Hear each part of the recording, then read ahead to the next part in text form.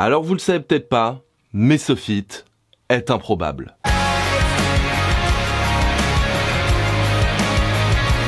Bonjour, bonsoir à tous et bienvenue dans cette vidéo qui sent bon les années 2000 avec le feat Simple Plan et Deryck Whibley, chanteur de Sum 41, Ruin My Life. Et on se rappelle que mon accent est dégueulasse et que je ne parle pas anglais. Bon, si vous suivez un minimum la chaîne, normalement vous devez avoir compris que Sum 41 c'est tout simplement mon groupe préféré. Et si ça vous intéresse, j'ai fait une vidéo sur l'évolution du groupe. Par contre, Simple Plan, à part dans un vieux top, je n'en ai jamais vraiment parlé. Et mon rapport avec ce groupe est un peu compliqué, on va dire. C'est clairement l'un de mes groupes d'adolescence et certaines musiques je les ai écoutées en boucle encore et encore jusqu'à l'écœurement. C'est donc un groupe pour lequel j'ai une certaine nostalgie, une certaine affinité et que j'aime vraiment encore beaucoup aujourd'hui. Mais contrairement à d'autres comme Green Day ou Sum 41 justement, je n'ai pas vraiment suivi le délire parce que je trouve qu'ils ne se renouvellent pas assez dans leurs chansons. Alors j'irai pas jusqu'à dire que c'est tout le temps la même chose, mais on va pas se mentir, de Welcome to My Life à The Antidote, y a pas des différences de l'extrême quoi. Et après pourquoi pas, on peut rester sur le même style musical toute sa carrière, c'est pas vraiment un problème, mais j'ai l'impression qu'il n'y a pas de renouvellement même au sein de ce style, qu'il reste vraiment sur la formule qui a marché début 2000 et qui reste là-dessus sans se poser de questions sur le reste. Et je vous avoue que même si j'aime toujours écouter un petit Simple Plan de temps en temps par nostalgie, parce que c'est rythmé, parce que bonne ambiance, parce que tout ça, eh ben le groupe je l'ai un peu délaissé avec les années. Mais bref, on va arrêter de parler de ma vie, revenons sur le feat. Et en vrai, je trouve que Simple Plan avec Deryck, c'est assez intéressant en soi, parce qu'on a vraiment deux visions et deux chemins des groupes de punk pop de l'époque. D'un côté, on a Simple Plan qui reste dans sa formule et qui s'y accommode très bien, et de l'autre côté, on a Sum 41 qui a essayé de s'en émanciper, qui a tenté beaucoup de choses, chaque album est différent du précédent, et donc cette association, peut être grave intéressante. Et surtout, elle est ultra illogique, elle n'aurait jamais dû exister.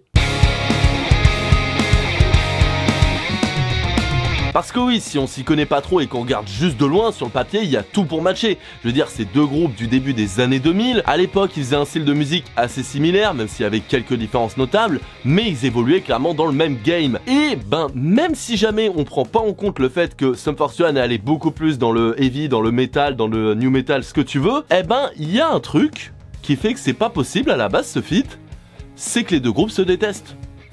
Ou du moins se détestaient. Alors sans rentrer dans les détails du pourquoi, comment, globalement ce qui s'est passé c'est qu'à l'époque de la sortie d'All Killer No Filler de Sum 41, donc l'un des membres du groupe de Simple Plan était encore critique dans un magazine, Critique Musique donc. Et il a pas trop aimé All Killer No Filler, on peut même dire qu'il lui a un peu défoncé sa race, ce qui n'a pas trop plu aux membres de Sum 41. On peut comprendre. Et donc, à la sortie de Welcome to My Life, donc le premier vrai tube de Simple Plan, en tout cas l'un des premiers, les membres de Sum 41, qui étaient déjà dans le game, se sont pas gênés pour dire que c'était de la merde. Principalement l'ancien batteur Steve-O qui a dit, si ma mémoire est bonne, que Welcome to My Life est de la merde de chèvre et qui préférait manger de la merde de chèvre plutôt qu'écouter Welcome to My Life. Et donc, petite guéguerre pendant des années, alors rien à voir avec des clashs genre Booba et tout le monde en fait.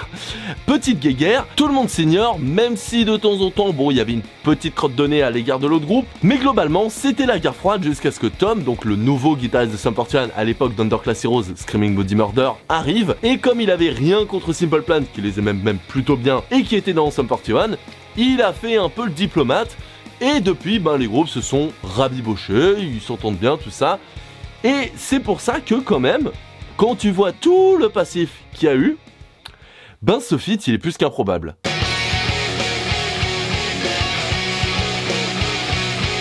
Mais du coup, avec tout ça, qu'est-ce qu'on pouvait bien attendre de cette musique? Alors, la réponse facile, c'est de se dire, on n'a qu'à faire un son pop-punk de l'époque, et puis voilà, ça roule, à l'ancienne, petit moment de nostalgie. Mais personnellement, avant d'écouter la musique, je pensais vraiment qu'ils allaient partir sur un peu autre chose. Alors, je parle pas d'un délire ultra deep, profond, etc. Mais sachant que Deryck avait presque désavoué Into Deep, Fat Lip, All Killer No Filler, etc. et qui trouvait que c'était vraiment pas sa meilleure période musicalement, je pensais que justement, il allait profiter de faire un feat avec Simple Plan pour proposer autre chose. Quelque chose peut-être de plus sentimental, vu le nom de la musique, et quelque chose, de plus émotionnel, d'impactant, quelque chose de moins pop-punk justement. Ou alors une petite balade, pourquoi pas, mais je vous avoue que même si j'étais très curieux et que je voulais vraiment que ce soit une bonne musique, je m'attendais pas non plus à ce que ce soit incroyable, parce que Simple Plan ne m'a jamais montré qu'il pouvait faire quelque chose d'extraordinaire, et Deryck, même c'était le petit espoir pour moi justement, est-ce qu'il allait pouvoir faire quelque chose y ajouter une patte supplémentaire d'âme, j'avais des doutes tout en restant curieux. Mais du coup, après cette très longue introduction, que vaut la musique ? Ben c'est du Simple Plan basique. Et en vrai j'aurais pas grand chose de plus à rajouter, c'est du punk pop, un peu dansant, un peu mélancolique, avec toujours un peu les mêmes accords qu'on connaît, la structure ultra classique vue et revue, et ce qui est sympa en soi, même très sympa, honnêtement j'ai passé un très bon moment devant la musique, nostalgie, tout ça, c'était cool, mais la musique n'a rien de ouf, elle pourrait sortir maintenant comme il y a 20 ans, ça me choquerait même pas. Et c'est ce que je disais sur le fait que Simple Plan ne change pas spécialement et reste toujours dans le même truc, et même si de base ben j'aurais pas dit grand chose, c'est ce qu'on attend de Simple Plan, là je trouve qu'il y a un vrai acte manqué, parce que Derrick, il ne sert à rien. Alors oui, il a son petit couplet, c'est sympa, ça fait plaisir, mais concrètement tu mets Pierre, le chanteur de Simple Plan, à la place de Derrick, ça changerait que dalle. Dans cette musique, Derrick n'apporte pas de plus-value. Et du coup, ben, à part un peu faire kiffer les nostalgiques ou juste se faire kiffer entre eux pour faire un morceau ensemble, et pourquoi pas, je vois pas l'intérêt du morceau. Par exemple, quand ils ont fait une musique avec Sean Paul, Simple Plan, hein, pas Sum 41, on peut dire ce qu'on veut de la musique, moi je l'aime beaucoup perso, mais Sean Paul rapportait vraiment sa patte, rapportait le reggae, dancehall, tout ça. Là, Derrick ne rapporte rien. Pas un petit côté heavy metal, pas un petit côté balade, pas sa patte à lui, que dalle. Et en plus d'un acte manqué que je trouve vraiment dommage, je veux dire il nous en servi le strict minimum avec cette musique, je ne comprends pas ce que Derrick fait là, parce que comme je l'ai dit précédemment, Derrick a presque désavoué ses anciens albums de l'époque, surtout Al Killer No Filler. Et sachant ça, sachant qu'il trouve vraiment que, il l'a dit en interview, je ne comprends pas quand quelqu'un me dit « Ouais, Al Killer No Filler, c'est mon enfance, mon adolescence, tu m'as trop touché, tout ça », le mec il a l'impression qu'on lui ment, tellement il est persuadé que c'est pas si ouf ce qu'il a fait à l'époque. Du coup, pourquoi il en refait? Alors peut-être que c'était pour essayer de faire quelque chose justement de mieux avec ce style, mais c'est pas le cas, c'est pas mieux ou moins bien qu'à l'époque. C'est la même chose, c'est le même délire en tout cas. Alors oui, c'est sympa de voir ce que donnerait le chanteur de Sum 41 sur du Simple Plan, mais c'est le strict minimum, et même des mash-up amateurs font mieux que ça.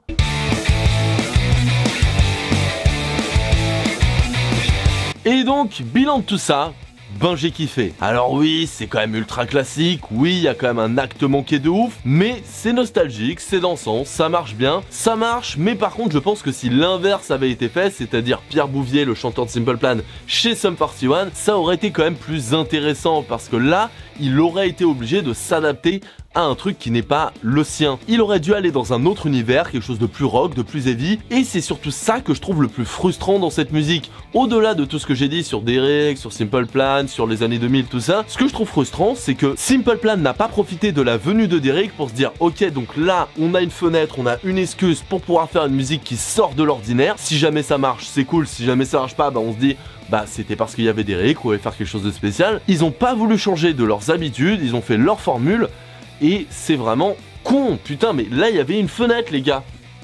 Mais bon, ça reste sympa. Enfin bref, pas mal partagé entre la nostalgie, l'ambiance, tout ça, et l'acte manqué et le minimum légal que nous propose la musique. Mais vous, j'aimerais bien savoir ce que vous en pensez, donc n'hésitez pas à me le dire dans les commentaires, que vous soyez fan de Sum 41, de Simple Plan, d'aucun des deux, que vous soyez nostalgique des années 2000 ou beaucoup trop jeune pour les avoir connus à l'époque. Vraiment, ça m'intéresse. Et n'hésitez pas non plus à me dire ce que vous pensez de la vidéo en elle-même, ça fait plaisir. Et comme je le dis à chaque fois, si vous êtes fan de Sum 41, mais que comme moi, votre anglais est vraiment merdique, ben n'hésitez pas à aller sur Sum 41 France, le Twitter, le Facebook ou le site. Ils font vraiment un travail super à ce niveau-là, ils donnent les infos, tout ça, c'est cool. Et n'hésitez pas à aller non plus sur Simple Plan France. Pour le coup, celui-là, je le connais beaucoup moins parce que je suis pas fan de Simple Plan, mais pour ceux qui sont fans et qui ne parlent pas très bien anglais, encore une fois, comme moi, et ça peut être un moyen intéressant d'avoir des infos sans devoir utiliser Google Trad toutes les 30 secondes. Donc n'hésitez pas. Et si vous avez aimé la vidéo, vous savez quoi faire, le like, l'abonnement, la petite cloche et surtout le partage, c'est le plus important pour moi. Bon, en espérant que ce feed soit annonciateur d'un projet pour Sum 41 prochainement, s'il vous plaît, ce serait cool, je vais vous laisser et en attendant la prochaine fois, passez une excellente journée, /soirée, /103 passe-temps.